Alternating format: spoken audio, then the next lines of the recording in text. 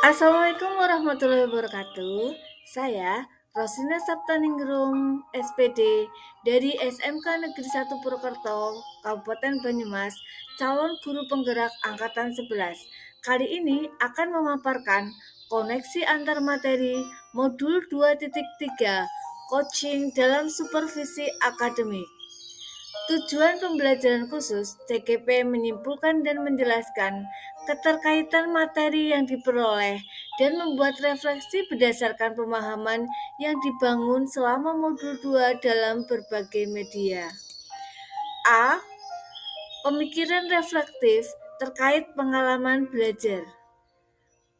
Coaching, sebuah proses kolaborasi yang berfokus pada solusi, berorientasi pada hasil dan sistematis, di mana coach memfasilitasi peningkatan atas performa kerja, pengalaman hidup, pembelajaran diri, dan pertumbuhan pribadi dari coach.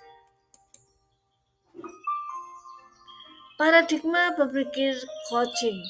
Satu, fokus pada coaching yang akan dikembangkan. Dua, bersikap terbuka dan ingin tahu.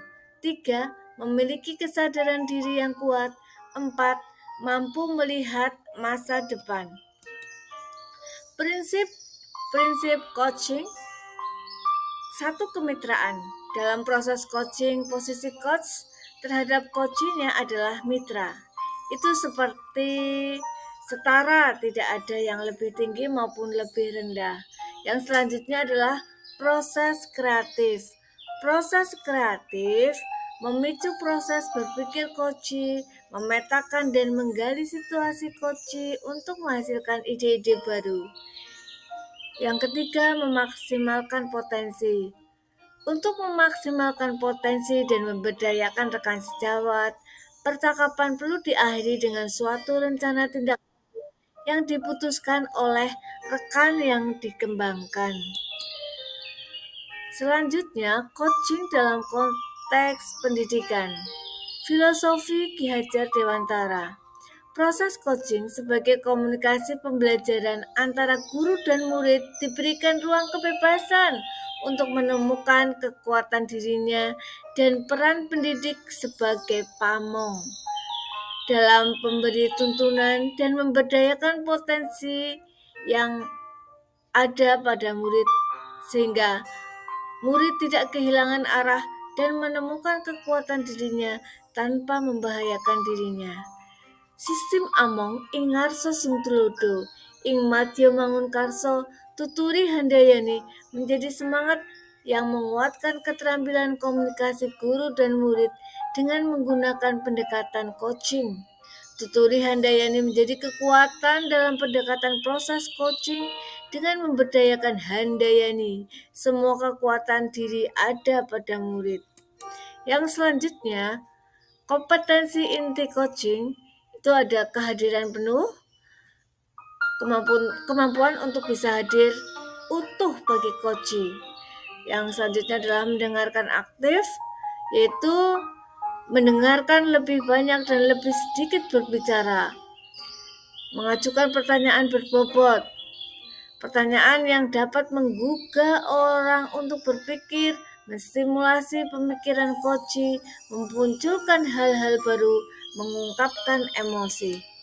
Selanjutnya, percakapan berbasis coaching itu berdasarkan alur Tirta, yaitu yang coach perlu mengetahui apa tujuan menggali yang terjadi pada diri coaching, membantu coaching dalam memilah dan memilih hasil pemikiran, dan dijadikan sebagai rancangan aksi. Yang selanjutnya adalah komitmen coaching dalam membuat sebuah rencana aksi dan menjalankannya. Supervisi akademik dengan paradigma berpikir coaching. Supervisi akademik perlu dimaknai secara positif sebagai kegiatan keberlanjutan yang meningkatkan kompetensi guru sebagai pemimpin pembelajaran dalam mencapai tujuan pembelajaran, yakni pembelajaran yang berpihak pada murid. Prinsip-prinsip supervisi akademik harus didasarkan pada kemitraan, konstruktif, terencana, reflektif, objektif, berkesinambungan, dan komprehensif. Siklus dalam supervisi klinis umumnya meliputi 3 tahap, yakni praobservasi, observasi, dan pasca observasi. Emosi-emosi yang dirasakan terkait pengalaman belajar. Khawatir, saya merasa khawatir jika saya akan mengalami kesulitan dalam memahami dan mengimplementasi coaching. Gembira, saya merasa gembira saat saya dapat melakukan praktek coaching bersama rekan CGP dalam rukol dan demonstrasi kontekstual. Optimis, setelah mempelajari materi tentang coaching dan berlatih dengan rekan sesama CGP, saya merasa optimis dapat menerapkan di sekolah untuk murid maupun rekan sejawat. Selanjutnya, apa yang sudah baik berkaitan dengan keterlibatan diri dalam proses belajar? Hal yang sudah baik adalah saya mampu berkolaborasi dengan teman sesama CGP, mempraktikkan coaching menggunakan alur Tirta yang sesuai dengan prinsip alur coaching yang dilaksanakan saat sesi ruang kolaborasi dan demonstrasi kontekstual. Yang selanjutnya, apa yang perlu diperbaiki terkait dengan keterampilan diri dalam proses belajar? Yang perlu diperbaiki adalah kemampuan saya dalam mengajukan pertanyaan yang berbobot. Kenapa? Ini ditujukan agar dapat menggali informasi permasalahan dari diri coach sehingga muncul ide-ide baru untuk dapat menemukan solusi dari permasalahan yang dihadapi. Yang kelima, keterkaitan terhadap kompetensi dan kematangan diri pribadi. Dengan mempelajari dan memahami coaching tentu menambah pengetahuan, kompetensi, dan kekuatan diri sebagai pendidik. Kompetensi saya mulai berkembang dalam melaksanakan proses coaching menggunakan alur Tirta, baik sebagai coach, maupun observer.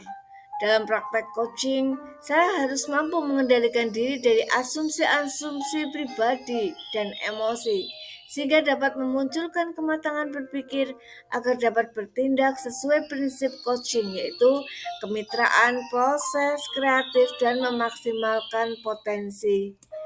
Analisis untuk implementasi dalam konteks CGP. Yang pertama, memunculkan pertanyaan kritis yang berhubungan dengan konsep materi dan menggalinya lebih jauh. Bagaimana penerapan prinsip coaching untuk supervisi akademik di sekolah? Tambahan sedikit tentang isi supervisi akademik di sekolah akan berjalan baik dengan penerapan prinsip coaching, serta dengan paradigma berpikir coaching yang memberikan sebuah dimensi pertumbuhan dan pengembangan diri. Yang selanjutnya, yang kedua, mengolah materi yang dipelajari dengan pemikiran pribadi sehingga tergali wawasan baru. Coaching sebagai kompetensi membangun kemitraan. Kemitraan dalam menjalani proses dapat terbangun dan membuka peluang akselerasi kesadaran yang mendorong tindakan aksi manakala dilandasi kepercayaan coach terhadap coach. Dalam prosesnya kita tidak perlu memandang kesenjangan jabatan karena dalam supervisi akademik terjadi proses kolaboratif antar supervisor dan guru. Yang ketiga, menganalisis tantangan yang sesuai dengan konteks asal CGP, baik tingkat sekolah maupun daerah. Apa tantangan implementasi coaching di sekolah? Seringkali supervisi akademik dilihat sebagai sebuah proses yang bersifat satu arah. Apalagi jika supervisi akademik ini hanya terjadi dalam 1 tahun sekali menjelang akhir tahun pelajaran. Supervisi menjadi sebuah tagihan atau kewajiban para pemimpin sekolah dalam tanggung jawabnya mengevaluasi para tenaga pendidik dan kependidikan. Yang keempat, memunculkan alternatif solusi terhadap tantangan yang diidentifikasi. Alternatif solusi untuk tantangan yang ada. Pada proses coaching, seorang coach lebih menekankan menjadi seorang pendengar aktif dengan sedikit mendominasi pembicaraan. Seorang coach hanya melontarkan beberapa pertanyaan yang merancang ide melalui jawaban dari seorang coach. Dibutuhkan sebuah keterampilan berkomunikasi yang lebih untuk melakukan coaching, sebab dalam coaching lebih menekankan temuan komitmen untuk menyelesaikan masalah sehingga pada masa depan dapat lebih baik dan lebih meningkat. Yang C, membuat keterhubungan. Pengalaman masa lalu, saya menyadari saat saya pernah disupervisi oleh kepala sekolah dan rekan sejawat. Tetapi pada pelaksanaannya tidak seperti apa yang saya pelajari dari modul ini. Kegiatan supervisi tersebut tanpa adanya kegiatan pra-observasi dan pasca-observasi, sehingga hanya sebatas memberikan nilai kepada guru. Tidak ada umpan balik dan lain sebagainya. Penerapan di masa mendatang.